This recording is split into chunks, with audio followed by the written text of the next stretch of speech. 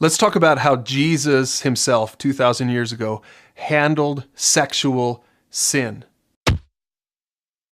Now we're taking this from John chapter 8, and you can look at those verses below this video, but first of all, you need to know it's not his sexual sin. Jesus never sinned, so he didn't have any sexual sin. We're talking about how he dealt with it when he was confronted with sexual sin and what exactly he did. And there's 5 things that you're going to notice Jesus did. Okay, let's just go ahead and read this real quick. I've got it here. It says, as he was speaking, the teachers of the religious law and the Pharisees, they brought a woman who'd been caught in the act of adultery, and they put her in front of the crowd. See, they wanted to kind of make a spectacle of this whole thing.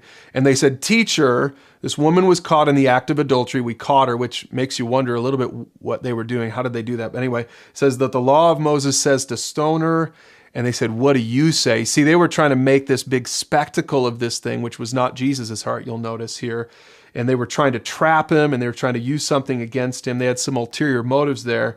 But Jesus stooped down and wrote in the dust with his finger. Okay, so that's the first thing. Jesus paused.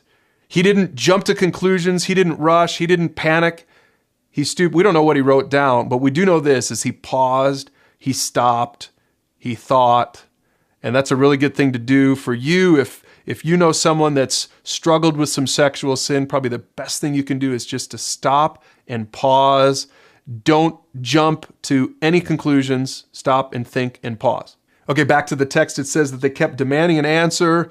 And so finally he stood up again and he said, all right, but let the one who has never sinned throw the first stone. So that's number 2. He addressed the accusers first. Notice, he didn't really even address the woman yet. He was addressing them because in this particular instance, they're the ones that had their own sin to deal with, and he addressed them first. And you can go back and look and see, he stooped back down and he started writing again in the dust. And who knows, maybe what he was doing was writing the names of all of the people that those guys had been unfaithful with. Or maybe he was just writing the names of some of their sins down, greed and anger and jealousy and gossip. Who knows what he was writing down? We don't know. The Bible doesn't tell us. But we do know that Jesus addressed the accusers even before he addressed the person with that sexual sin. Okay, back to the text. And then it says that the accusers heard this and they all slipped away. They all dropped their stones and they went away because they weren't without sin, and so they didn't condemn him. And it says that Jesus stood up and he said to the woman, where are your accusers? Didn't even one of them condemn you? And that's the third thing we see that Jesus did, is Jesus didn't condemn her outright. He didn't start throwing stones at her. He didn't start, throwing these scripture arrows and darts at her. He didn't condemn her, even though she had been caught, even though she knew she was wrong, she was in sin. So you can see the heart that Jesus had for this woman.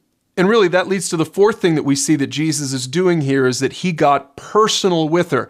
He didn't try to address this sexual sin in the context of a crowd. He waited until the crowd was gone, and then he started to talk to her about the sin. This is good for you in your life. If you've got someone in your life that you know is involved in sexual sin, pornography, or whatever else it is, one of the best things that you can do is check the way that you approach it. Don't approach it in a crowd. Don't call them out in front of all their friends.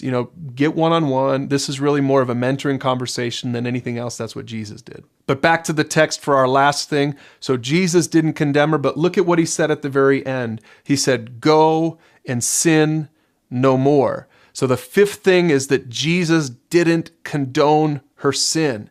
He didn't at the end of the day say, oh, go do whatever you want. Who cares? It's no big deal. No, he said, listen, this was sin. It was wrong. You shouldn't have done it. He called it out in that private way. He showed that he had a heart for her, that he loved her. He hated the sin, though, and he was willing to call a spade a spade. He said, this was sin. Don't do it anymore. Stop it. Stop doing this.